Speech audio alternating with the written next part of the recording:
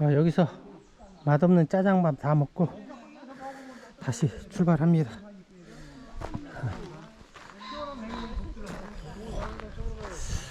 우령이 이게 잎이 무성해지니까 도리어 볼 게 없어요. 이게 잎이 가려가지고 숲이 가려가지고 겨울에 오면 차라리 더 나은데 눈길을 걷는 게 차라리 더 나을 것 같은데, 여기로 온 이유가 제 무릎 때문에. 저번 주에 그 북한산 거기 진달래 능선 올라가다가 그냥 그 정도는 가볍게 올라갈 줄 알고 능선으로 올라갔다가 이게 무릎이 아프더라고요. 이게 왼쪽 무릎이. 그러니까 그런 고바위는 스틱을 써서 올라가야 되는데 그냥 올라가다가 무릎이 아프더라고요.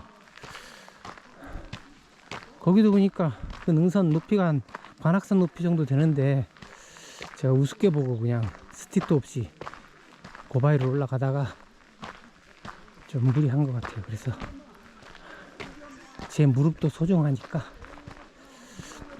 오늘은 거의 평지, 우연길은 거의 평지예요. 우연길을 무릎을 보호하기 위해서 택했습니다. 여기 안내판이 있네요. 교원 탐방지원센터, 우리 출발한 데가 3km고 우이 탐방지원센터가 이제 우령길 맞은편 끝이니까 1.5km, 3분의 2 왔네요.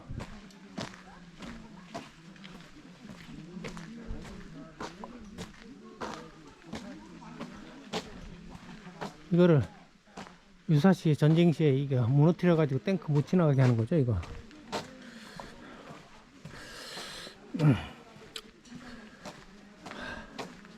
작년 여름에 보라매공원 갔을 때 그때 이제 막스를 깠죠. 그때 깐 거를 막시스들이 제대로 이렇게 설명할 수 있을 것 같지 않아요. 그 결정적인 약점을 깠기 때문에 제 주장이 맞다면 여기도 맨발 걷기 하시는 분, 야, 엄청 많네요. 여기 우리 동네도 요새 맨발 걷기 하는 분들이 늘어가지고 거의 제가 우리 동네에서 1년 전에 처음이었는데 요즘 많이 늘었어요. 근데 우령은 보니까 맨발 걷기 하기엔 너무 길이 건조해요. 그때 제가 이제 주장한 게 경제 공황이 이 자연 발생적으로 일어나는 게 아니라, 그러니까 막스 주장대로 자본주의의 어떤 모순이 폭발해서 일어나는 게 전혀 아니라는 거죠. 이게 연준이 금리를 조작해서 일어나는 거라고 제가 주장을 했어요. 이거 요즘 보면은, 요즘 연준에서 금리 올리는 거 보면 뭐 시장도 상관하지 않고 지네들 그냥 전 세계 물가가 폭등하고 뭐 미국 은행들이 파산하고 국채 가격이 떨어져 가지고 지금 미국 신용도가 지금 떨어지고, 그래도 꿋꿋이 계속 금리를 올리겠다는 거 아니에요? 완전 어거지라는 거 다 눈치챘을 거예요, 이게. 제가 절대 함부로 주장하는 게 아니죠. 제가 경제 전문가는 아니지만은 제 주장을 우습게 보면 안 돼요. 저도 경제학 책 많이 봤어요. 이미 20년 전에 제가 전에도 얘기했지만 그 돈에 대한 다큐를 찍기 위해 가지고 경제학 공부 시작해 가지고, 그때 방통대에 등록은 안 하고 그냥 그때 온라인 강의가 있어 가지고 한 과목당 10,000원 주면, 10,000원인가 20,000원 주면 들었어요. 그래가지고 경제 원론, AP, 경제사, 미시경제학, 화폐 금융론 이런 거 다 수료했어요. 그렇게 공부했는데 여기 테이블 있어가지고 여기서 밥 먹을 거 잘못했네. 근데 도움이 하나도 안 돼요, 이게.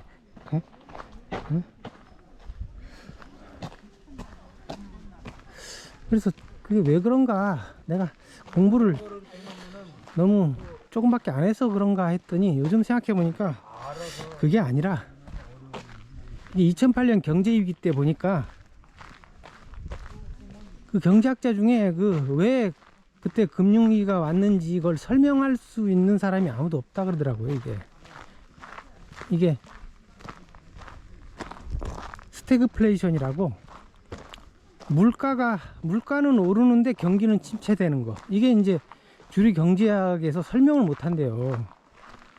응? 이게 경기가 침체되면 물가는 내려야 되는데 이게 올라가니까, 요즘 지금 물가는 계속 올라가면서 지금 물가는 안 잡히고 경기 침체 벌써 왔죠. 이 현상을 그 주류 경제학에서는 설명을 못 해요.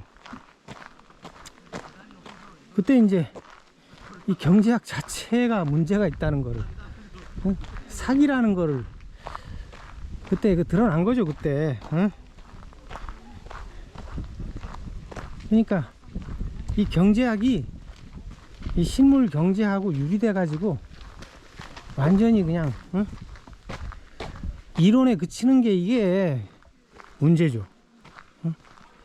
실물 따로 경제학 따로 따로따로 돌아가는 게 이게 그 원인인 것 같아요.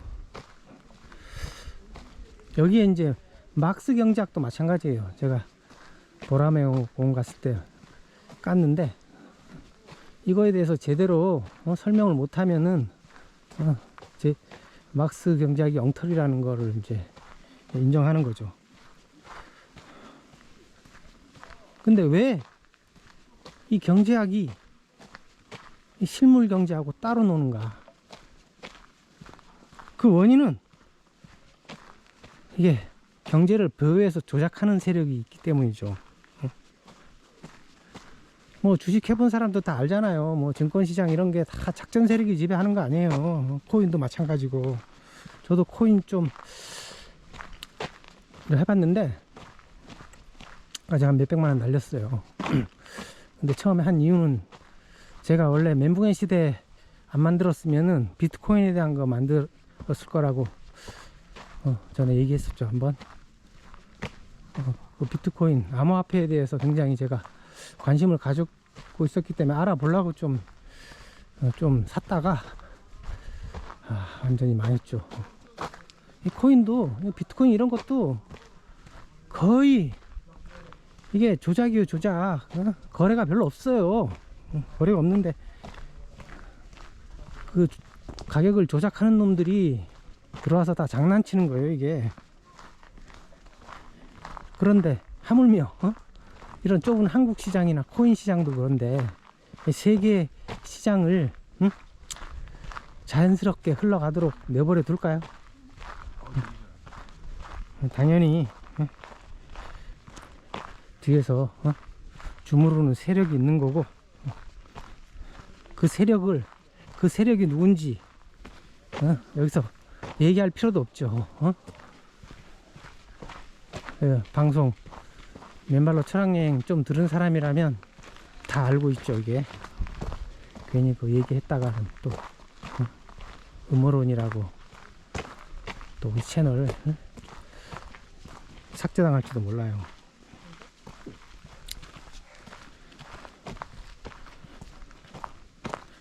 이놈들이 세계 돈이란 돈은 다 거의 쥐고 배후에서 장난을 쳐대니까 이게 경제학 교과서하고 따로 놀 수밖에 없죠. 그래서 저는 뭐 경제 전문가는 아니기 때문에 이렇게 주가 전망이라든지 뭐 그런 미시 경제에 대해서는 제가 얘기할 수 없지만 이 큰 흐름에 대해서는 얘기를 할 수 있어요. 그런데 요즘 제 주장이 맞다는 거를 또 확인해 주는 책이 나왔어요. 또 이게 불황의 역사라고, 그 토머스 바타니안이라는 사람이 쓴 책인데, 이 사람이 그 미국이 어떻게 불황을 방관하고 조장하는가, 여기에 대해서 이렇게 쓴 책이에요. 그래서 이 사람은 이 불황의 역사라는 게 공황의 역사죠. 그러니까 이 자본주의 주류 경제학 쪽에서는 이 불황이란 말을, 아니 공황이란 말을 금기시하더라고요. 이게 불황이나 경기 침체라 그러지 공황이란 말을 안 써요. 이게 공황의 역사죠. 사실은 이게 공황이 잘못된 정부 정책의 역사라고 해요. 그래서 정부 정책이 금융공황을 유발하거나 조장한다고 이 바타니안이라는 사람이 이 책에서 주장을 해요.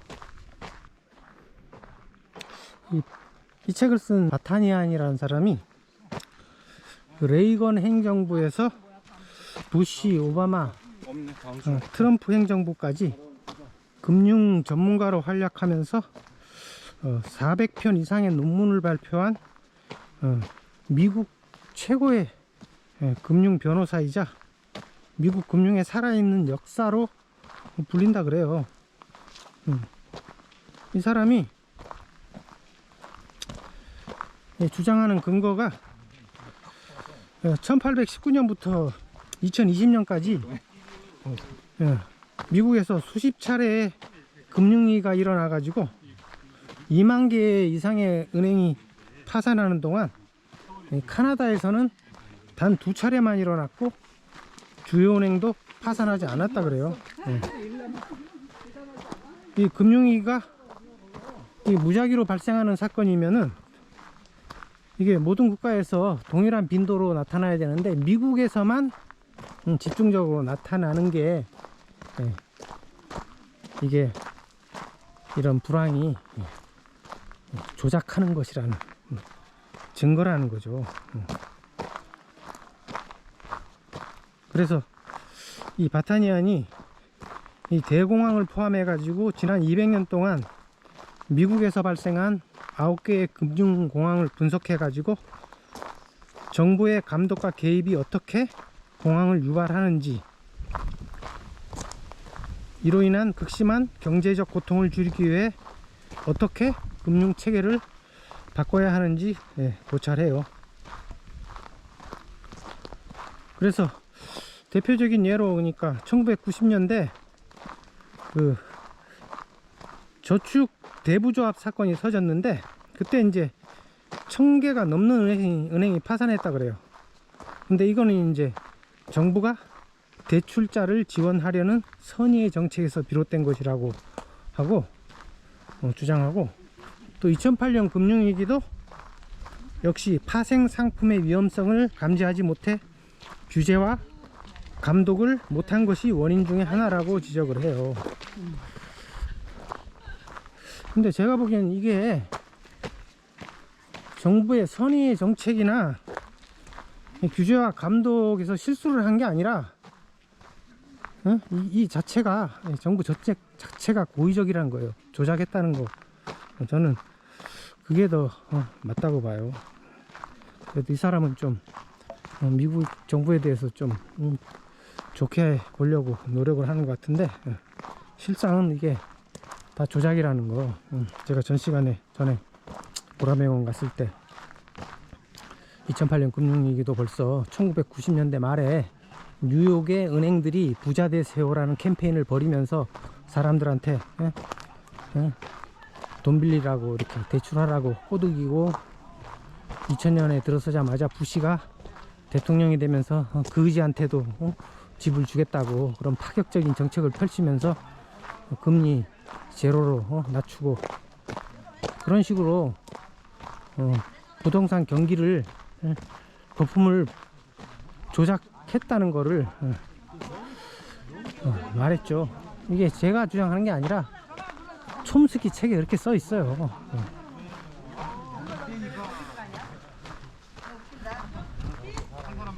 그래서 이게 2008년 금융위기도 이게 1990년대 말부터 10년 이상에 걸쳐 아주 장기적으로 기획을 한 거라는 거죠. 이게 이게 정부 정책의 실수가 아니죠, 이게.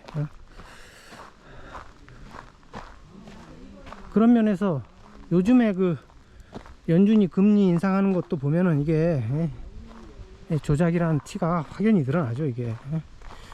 미국이 핑계는 인플레이션을 잡아야 된다 그러면서 계속 금리를 인상하는데, 지금 뭐 미국 은행들 SVB하고 뭐 퍼스트 리퍼블릭 파산하고 도이치뱅크까지 휘청휘청 하는데도 계속 지금 금리 올리겠다는 거죠, 지금.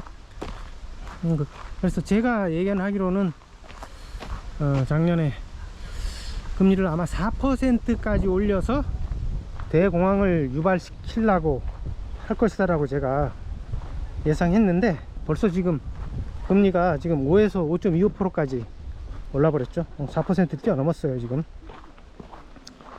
한국 금리가 3.5%인데 금리 역전이 지금 1.75%로 사상 최대라 그래요. 그런데 뜻밖의 걱정한 것처럼 해외 자본이 한국을 빠져나가지 않고 있어요 지금. 그리고 환율도 그렇게 많이 빠지지도 않았고, 환율은 도리어 떨어졌죠. 최고 한 1420원대에서 지금 거의 100원 가까이 떨어졌죠. 미국의 의도는 분명히 제 주장처럼 대공황이었을 텐데, 그리고 이게 계획이었을 거라고 저는 주장을 하는 것이고, 그 근거를 제가 지금 대보도록 하죠. 첫 번째 근거로서 이게 금리 인상이 인플레이션을 잡기 위해서라는 명목이 허구적이라는 거예요. 미국에서 금리 인상 해가지고 미국 물가는 지금 9%대에서 4%대로 한 반으로 줄었는데, 연준은 2%까지 내리겠다고 지금 큰 소리 치고 있죠. 근데 미국은 조금 내렸는데, 찔끔 내렸는데 전 세계 물가가 폭등해 버렸어요. 미국은 기축통화 발행국으로서 세계 경제를 책임을 져야 하는 그런 역할이 있는데, 그걸 완전히 무시하고 다른 나라는 망하든 말든 간에 자기네 나라 물가만 잡겠다는 거죠. 근데 기축통화국이면은 기축통화국답게 그 역할을 해야지 그 기축통화가 유지되는 거죠, 이게. 지금 그 덕분에 그 때문에 달러에 대한 불신이 지금 팽배해 있죠. 그리고 두 번째, 바로 인플레이션. 이게 인플레이션이 온 자체도 이게 미국 책임이죠. 미국이 달러를 지나치게 과잉 발행해 가지고 인플레이션이 일어난 거죠. 그러니까 미국이 이 코로나 사태가 터지고 나서 3년간 무려 10조 달러 가까이 돈을 풀었어요. 뭐 재난지원금 명목으로. 그러니 인플레이션이 안 생길 수가 없죠. 그리고 그러니까 인플레이션 자체가 이제 미국이 일으킨 거고, 지네들이 인플레이션이 일으키고 그 핑계로 금리 올리면서, 또 미국은 조금 떨어졌지만 찔끔 떨어지고 전 세계 물가가 다 오른다면 다 오르고 있어요. 말이 안 되는 거죠. 이 사람들이 그러니까 돈을 푼 명목이 코로나 비상사태를 명목으로 해서 이제 돈을 풀었는데, 지금 와서 보면 지금 이제 WHO에서 코로나 비상사태를 해제했죠. 이 코로나가 감기 수준이었고, 백신도 전혀 효과가 없었다는 거 다 드러났죠. 우리나라에서 백신을 세계 최고로 많이 맞았지만 확진자 수도 세계 최고를 기록하고 있죠. 백신을 맞았는데, 제일 많이 맞았는데 어떻게 확진자가 제일 많이 나올 수 있어요? 백신 효과가 전혀 없다는 것을 증명하는 거죠, 이게. 그래서 지금 보면 코로나 비상사태를 일으킬 이유가 전혀 없었는데 굳이 일으킨 이유는 이 돈을 풀기 위한 목적이죠. 이게 그 목적은 돈을 풀기 위한 거고, 그러면서 이제 세계 경제를 완전히 다운시켜 버렸죠. 그러면서 돈을 풀어 가지고 인플레이션을 일으키고, 또 지금은 그 인플레이션을 잡겠다는 핑계로 또 금리 인상하고 하면서 전 세계 인플레이션을 또 일으키고 있죠. 말이 안 되죠 이게. 그리고 세 번째 근거로서 이 미국의 금리 인상이 미국 국채 가격을 하락시켜 가지고 미국 국가 신용도를 떨어뜨리고 있어요. 지금 이제 6월 달에 그 부채 한도 인상하느냐 마느냐 가지고 미국이 디폴트에 빠지냐 안 빠지냐 그거 가지고 막 떠들고 있는데, 스스로 뭐 지네들이 스스로 올릴 수 있는 건데 그걸 디폴트에 빠질 이유가 없죠. 근데 디폴트에 빠진다는 건 그 디폴트도 고의적이란 거예요. 이게 고의적으로 일으키는 거예요. 이게 뭔가 다른 목적이 있는 거예요. 미국을 망가뜨리더라도 이들이 노리는 뭔가 다른 목적이 있다는 거죠. 여기가 우일영 탐방지원센터, 여기가 끝이에요. 여기가 이제 우일영 끝이에요. 여기가. 그래서 이쪽으로 더 가면, 이제 왼쪽으로 더 가면 북한산 우이역이에요. 그러니까 채권이라는 게 이게 이자가 올라가면, 금리가 올라가면 가격이 떨어지게 돼 있어요. 이게 그만큼 이제 부도가 발생할 위험이 높으면은 이자가 올라가는 거고, 거기에 따라 위험해지는 거니까 채권 가격이 당연히 떨어져야죠. 그래서 이번에 금리 인상으로 미국의 국채 가격이 폭락해 가지고 미국 신용도, 국가 신용도가 떨어지고, 그리고 실리콘밸리 뱅크하고 퍼스트 리퍼블릭 은행 벌써 파산했고, 미국뿐만 아니라 독일 도이치뱅크도 지금 흔들흔들 하고 있고, 그 은행 파산 위기가 아직 다 해소되지 않고, 연준이 그 불안한 은행들한테 그 국채를, 은행들이 보유하고 있는 국채의 액면가대로 대출을 해줘가지고 지금 버티고 있죠. 지금 그거 아니면은 지금 SVB나 뭐 퍼스트 리퍼블릭뿐만 아니라 파산한 은행들이 뭐 수도 없이 깔려 있는데, 그걸 지금 간신히 막고 있는 형국이고,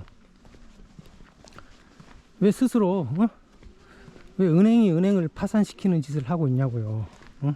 연준도 미국 상업은행의 집단인데 왜 은행이 은행을 스스로 파산시키는 짓을 하고 있고 국가 신용도를 떨어뜨리고 있냐고요.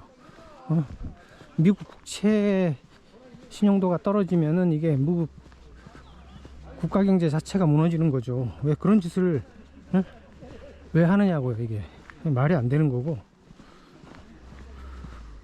그리고 네 번째로 인플레이션을 잡는다는 핑계로 금리를 올리고 긴축을 한다면서, 또 이 아까 얘기했던 것처럼 그 미국 국채를 많이 보유하고 있어 가지고 국채 가격 하락으로 파산 위기에 몰린 은행들을 그 대출을 해줘 가지고 액면가대로, 국채 액면가대로 대출을 해 가지고 도리어 유동성을 공급해 가지고 긴축 정책 하는 거를 하나만한 것으로 만들고 있죠 지금. 이걸 봐도 금리 인상한다는 게 말이 안 되는 거고. 그리고 다섯 번째로 이 우크라이나 전쟁도 보면은 이게 지지부진하게 뭐 전쟁을 하는 건지 마는 건지 흐지부지 하고 있고, 전쟁 이유도 딱히 없어요. 이게 딱히 없는데 왜 푸틴이 그 전쟁을 일으켰는지 그것도 이해가 안 되고. 그리고 사실상 우크라이나는 대리전이죠. 이게 미국하고 러시아가 싸우는 거지, 우크라이나는 사실 총알바지죠. 근데 우크라이나 전쟁이 이제 발생함으로써 지금 1년 됐는데 유가 폭등하고 곡물가 상승하고 세계 인플레이션을 발생시키는데 이게 또 기여를 하고 있어요. 그래서 이 전쟁이 지금 미국이 금리 인상에서 세계 경제 인플레이션을 일으키는 의도하고 같은 선상에서 봐야 되지 않을까. 인플레이션을 일으키기 위해서 고의적으로 전쟁을 일으킨다고 봐요. 그리고 덕분에 또 러시아는 또 유가가 폭등하니까 기름 팔아가지고 또 쏠쏠한 재미를 보고 있고. 이렇게 5가지로 미국 연준이 이 모순적인 금리 인상이 모순적이라는 것을 알 수 있어요. 미국 연준의 이런 모순적인 행보를 볼 때 인플레이션을 잡는다는 것은 오로지 핑계일 뿐이고 다른 목적이 있다고 봐야죠. 그래서 저는 그 목적이 CBDC, 센트럴 뱅크 디지털 커런시, 중앙은행이 발행하는 디지털 화폐라는 거죠. 그리고 그걸 통해서 이제 완전히 빅브라더 감시 통제 사회를 완전히 완성하겠다. 이거를 위해서 이제 금리 인상을 시키고 스스로 이제 달러 시스템을 붕괴시키고 디지털 화폐로 가겠다는 거죠.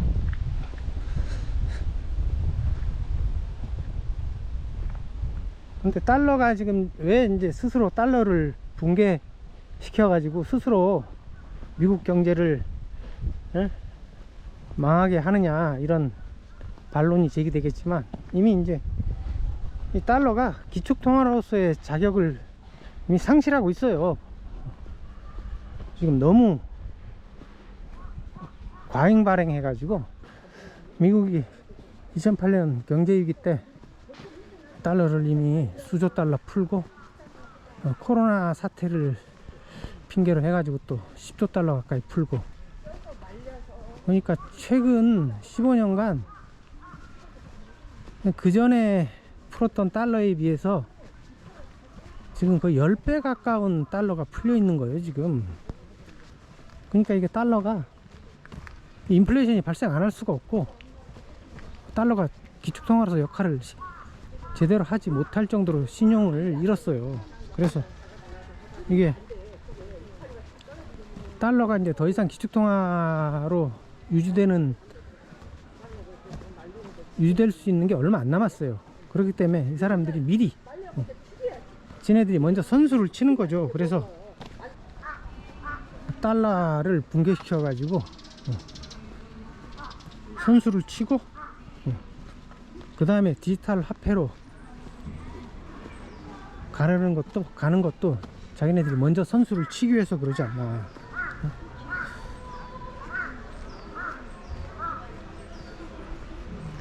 지금 미국이나 중국이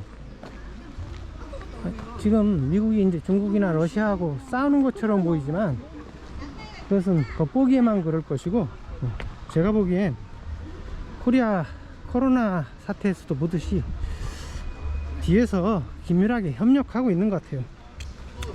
그래서 이미 미국은 이 중국을 모델로 디지털 화폐로 가기 위한 준비를 다 저는 마쳤다고 봐요. 이 중국 보면은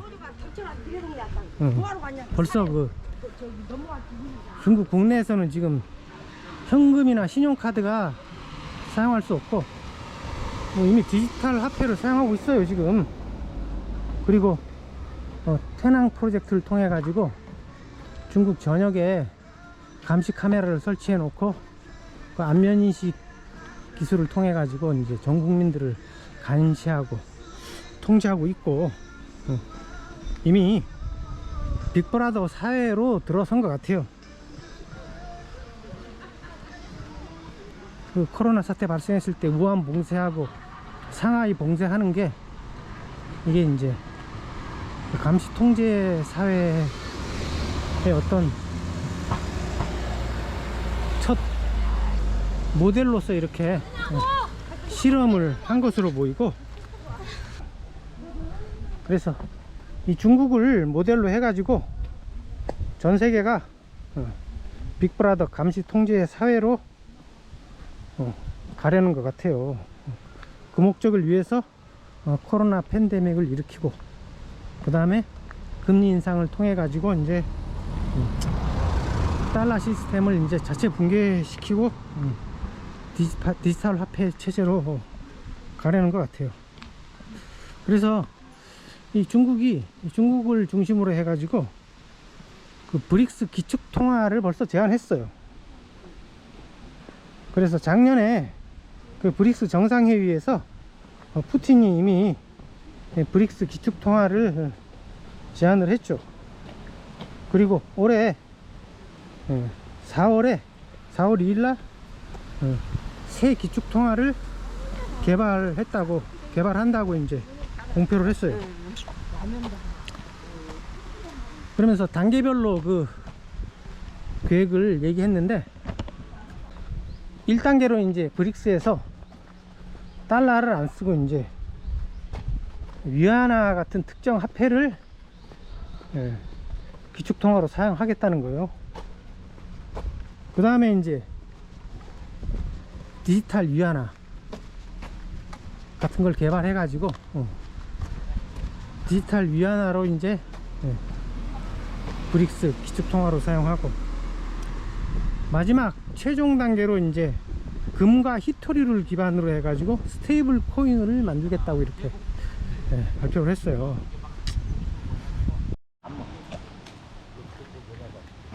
이 스테이블 코인이라는 게 이게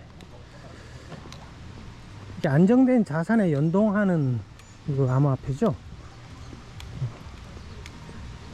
그래서 지금 현재 암호화폐에서는 그 달러에 연동하는 거를 달러에 연동하는 스테이블 코인들이 있는데, 그걸로 이제 지금 달러가 과다 발행돼 가지고 지금 신용이 추락돼 있기 때문에 달러 대신에 금이나 히토류를 기반으로 이제 스테이블 코인을 발행하겠다는 거죠. 그래서 그 스테이블 코인을 그러니까 금이나 히토리로 바꿔줄 수 있는 거죠. 이게 옛날에 처음에 이제 달러가 나올 때 페트로 달러 이전에는 그 35달러를 금 1온스로 바꿔준다고 이렇게 보장을 했었죠. 그런 보장을 말하는 거죠, 이게. 그래서 그 목적으로 이제 2008년부터 중국과 인도가 금을 매집을 해요, 전 세계에서. 그래서 우리나라도 요즘 보면은 한 15년 전부터 이렇게 금거래소 많이 생기고, 뭐 골목 곳곳에도 보면 이렇게 금 산다고 이렇게 조금만 이렇게 천막 쳐놓고 하는 사람들 있죠. 그게 제가 보기엔 그게 중국 자본 같아요. 인도 자본까지는 안 들어올 것 같고, 거기서 아주 후한값에 쳐주죠. 또 그게 다 중국으로 가는 것 같아요. 그 다음에 2007년에 이미 이란이 석유를 달러로 결제 안 하고 유로화하고 엔화로 결제한다고 해가지고 미국이 제재하고 경제 제재하고 난리를 치고, 이미 그러니까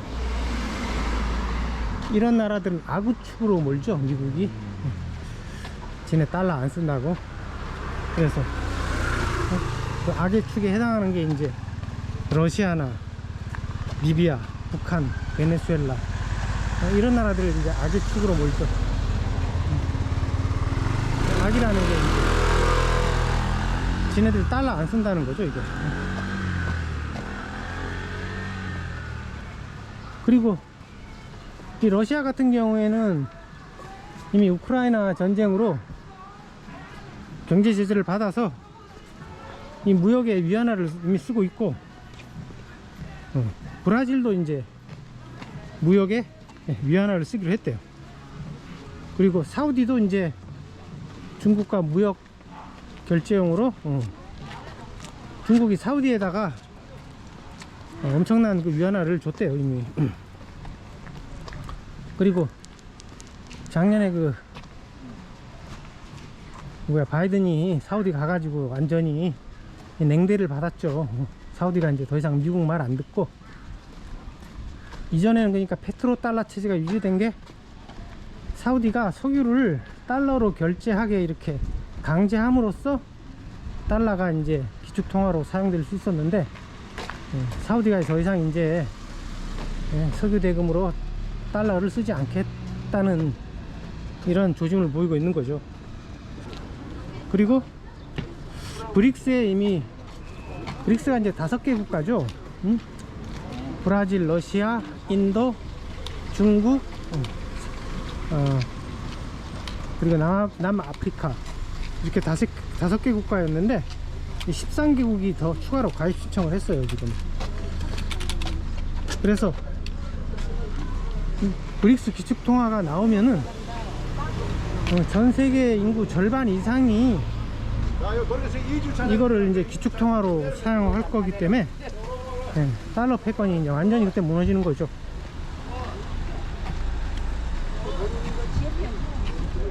그래서 이미 그 달러가 붕괴하는데 대비책을 이미 이 브릭스 기축통화로 벌써 마련해 놓았기 때문에 그냥 그대로 달러를 붕괴시키려는 게 아닌가, 저는 그렇게 보고 있어요. 브릭스가 겉으로는 미국과 싸우는 것 같지만은 사실은 그게 아니라 뒤에서 저는 협력하고 있는 걸로 봅니다. 코로나 사태에서 다 협력했죠. 코로나 사태에서만 협력하는 게 아니라 다 기축통화에서도 다 협력할 거로 다 예상할 수 있어요. 그래서 이건 앞으로는 이제 기축통화로 디지털 화폐를 사용할 것으로 보고 있고, 또 비트코인도 이거를 준비하기 위해서 나온 거죠 사실은. 비트코인이 그러니까 2008년 경제위기 때 달러를 못 믿겠다 그래가지고 만들었다고 이렇게 개구라를 치는데, 그거는 그냥 개구라일 뿐이고, 사실은 만든 사람들이 다 유대인들이에요. 달러 체제를 버리고 디지털 화폐 쪽으로 가려는 계획을 이미 그때 세웠다고 저는 봅니다. 그래서 이 비트코인을 만든 사람 자체가 미스테리죠 지금. 사토시 나카모토가 만들었다 그러는데, 이 수학자라는데 뭐 아직 그 정체가 밝혀지지 않고, 이게 일설에 미국의 국가안보국 NSA 내셔널 세큐리티 에이전시에서 만들었다는 게 유력해요. 이게 원래 이 NSA에서 암호 같은 거 주로 다루니까 여기서 개발하고서 이제 사토시 나카모토라는 가상의 인물을 내세운 거죠. 이게 이제 차세대 기축통화의 어떤 실험으로서 하는 거기 때문에 그 보안을 유지하기 위해서 철저히 그 개발자를 비밀로 두고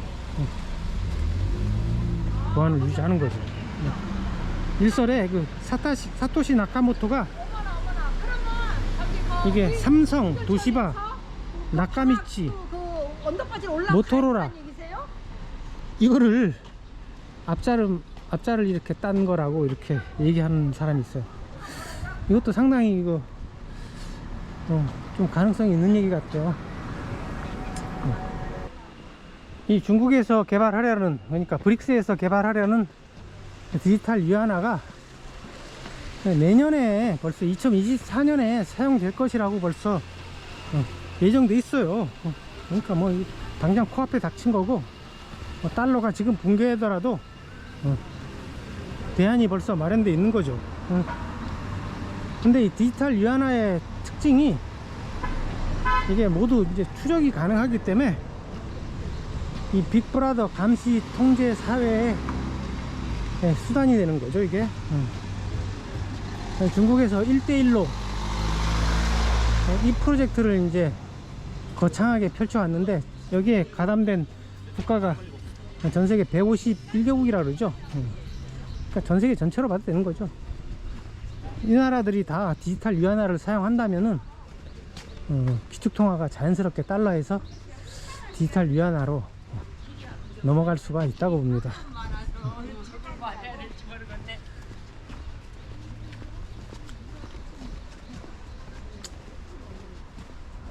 진짜 그 조지 오웰의 1984에서 예견한 디스토피아가 그냥 한치도 어긋남 없이 착착착착착 진행되는 거 있는 거 보면은 이게 제대로 된 인간이 얼마나 이런 사회에서 버텨낼 수 있을지 참 미래가 깜깜해요. 쭉 내려오니까 여기 다리가 나오고 우이동 산악문화 허브라고 되어 있는데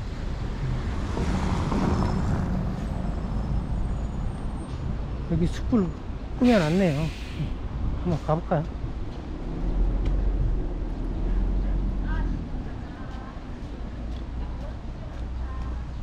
파라 스파라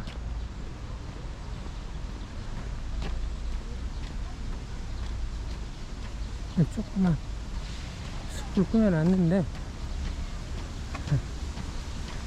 여기가 서귀천 계곡 같다. 아까 거기는 지르고 요게 서귀천 계곡 물일 거예요. 여기.